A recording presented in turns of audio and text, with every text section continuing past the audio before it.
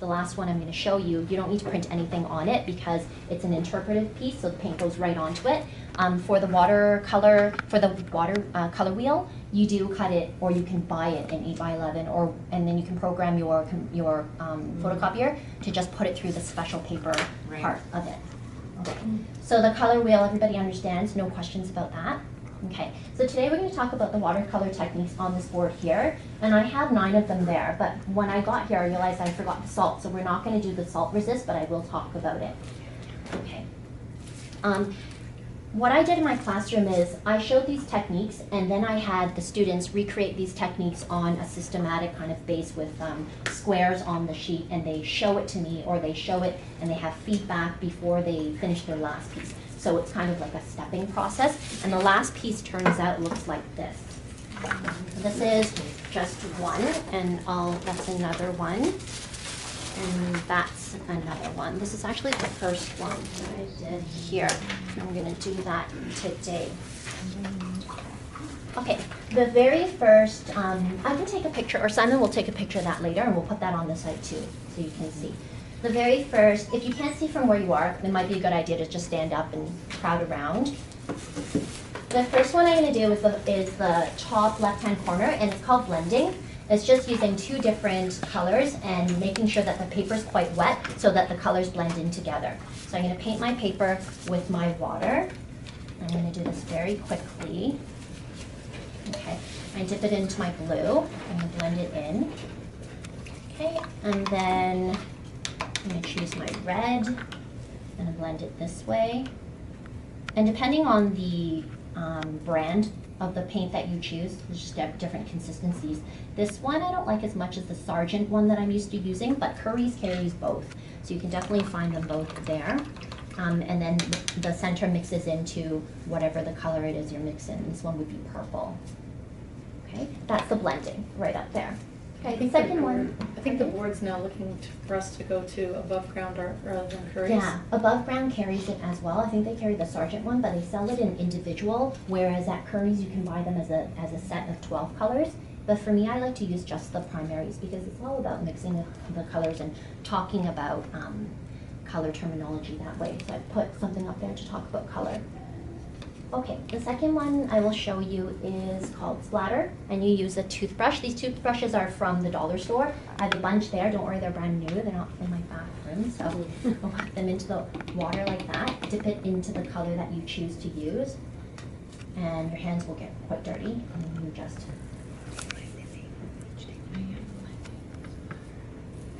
splatter art right there.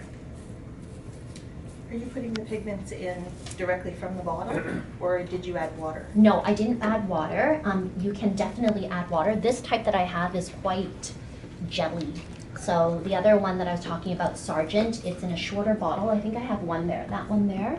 The pigments are stronger, and so you'll definitely need to add water, and it also gives you more life too. Okay, all right, so that's the splatter one up top. That technique with the little dots is called stippling, or some people call it pointillism. And these cotton swabs are also just from the dollar store, a big pack for $1. If you also talk about the consistency and also how strong you want the color to be. You can dip it in water first, and that will dilute it. And then if you don't, then you'll just get a heavier pigment.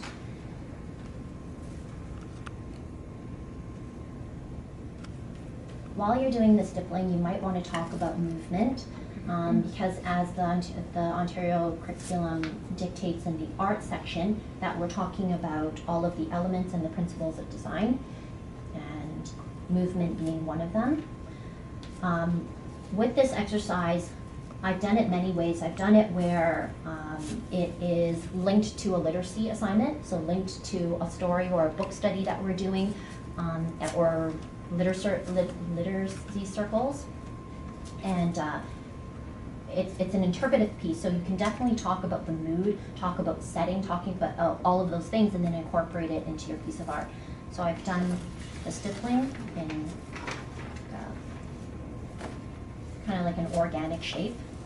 Okay, so that one's that one. Sponging. I have This here, this is sea sponge. You can also buy it at Curry's, but you can also buy it at bath stores or even at the dollar store. I don't know if those ones are authentic, but all you want is just to have a lot of porous bits to it, and I like to kind of tear it apart a little, dip it into the water. Okay, I'm going to introduce a new color just for this one here. This is magenta. Okay.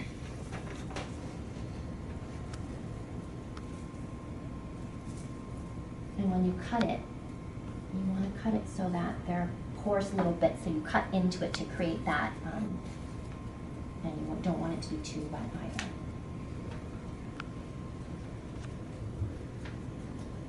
Okay, the next one is the dragging.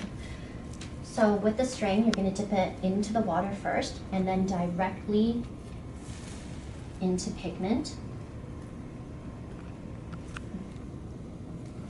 And in my art classroom, I have all the students bring in a old t-shirt or a smock or an apron, and they put their names on it, and then we put it in the cubby that belongs to their class, because kids get really upset when their really nice clothes get all dirty, and in order to do art well, you can't be worried about all those things.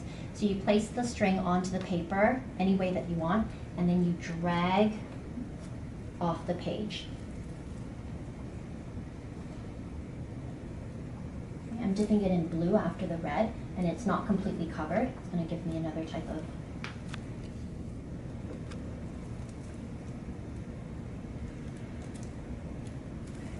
So that's the dragging with the string. Okay. The next one is a resist, and resist just means that you're going to apply something on your paper, and whatever you apply on the paper, the paint's not going to be absorbed there. It's going to be resisted. Okay? And I have tea light candles also from the dollar store. I just took it out of the silver container and then pulled the wick out so it creates a hole. And this is something that they can embed messages in it, or it's just like a design. So I'm just going to scribble it in like that. When I'm done,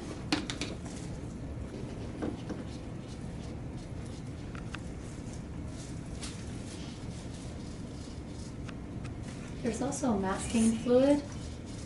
It's fairly expensive. Yeah. But if the kids do a watercolor, it works well. mm-hmm, it works really well. But also, like you said, it's like the budget. We don't have such a, it's so hard. You got to think about what are some creative ways that we can find materials that still demonstrate this, the techniques that you want. So you see the resist happening there. One that I wanted to show today, and I'm sure you've done before maybe, is salting, and it's also a resist. It kind of pulls the color away. So what you would do is have your surface be quite fluid and full of pigment, and then you would sprinkle the salt on top, and you don't touch it because it's just going to absorb all of that the pigment into the salt. And then when it's dried and you brush it off, you'll see little bits and pieces. And it looks really good when you're painting on top of a forest because it gives that bark type of a look to your painting. So if you're doing forests or even this here, so you sprinkle that on. And I think that one is the top purple. So all of that white bit is where the salt used to be. Do you have a suggestion for rock salt versus table salt, or?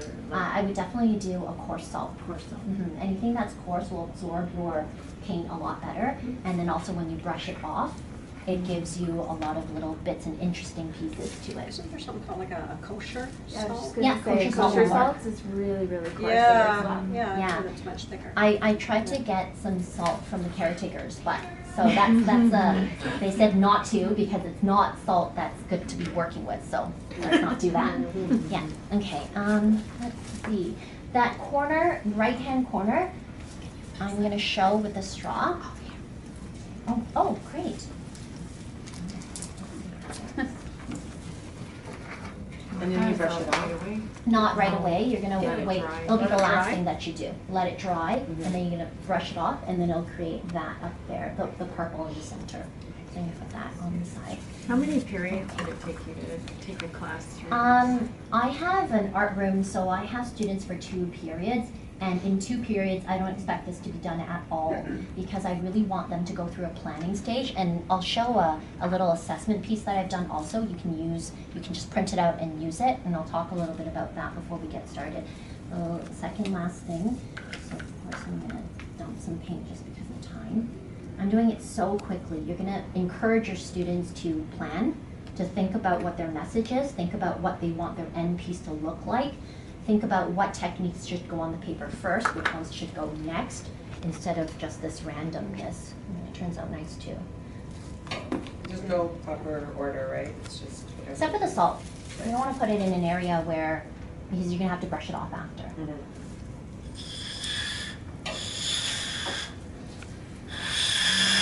Okay, so some behavior management suggestions on the boys. They're gonna go blow Oh, across they the would all love over. that. Or They would inhale. love that. They would love, my class would love this. And that's why everybody loves art, right? So, Yeah.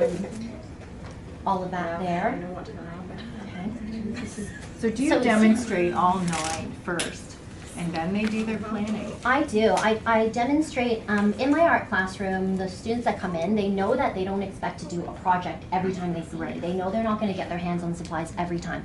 I pretty much spend maybe 4 classes talking theory, talking technique, talking cultural connections, talking about background, talking about the artists that work will be reflected. Like if you're talking about Jackson Pollock in this, or if you're talking about Rothko, because a lot of the watercolor techniques are in there. So I spend 4 classes talking about that. And at first it was a lot of, and then they got to know, you know, my Miss Lamb's style, and they know, okay, we're gonna learn about all that, and then their pieces turn out to be so much better because there's understanding of what we're doing. I know today I'm talking really fast because we have such a short period of time, but I want this to be down, and then you can definitely access it afterwards. So this doesn't look like this, but it will look like this. Those ones are, I did this one, those ones are student examples. So those are the ones that students did. I did this one, and you'll see the colors are different because I used just primary for this, whereas I let them use the fun paints as well for that one there, showing me they know how to do the color wheel first. So I mark their color wheel, and then I mark their technique, and then I mark their last piece, and we can talk about So assessment. they all do a technique one like that? Yes, Okay. yes, because you'll have the students, they can't wait to get their hand on that, and that probably was me as a kid, but then as a teacher, you want to know how well they understand and how well they can demonstrate their skills, what they know So how they to will do something like that first before Absolutely. doing this. I would encourage you to do that. Bleeding, you always put the water on first? No, it's just because of time-wise, I'm looking at the time, and I want to show the last one, which is really fun. Yeah. Okay, so these little things are called fabric dyes, and they're powder form, okay? All I did was poke a little hole at the top.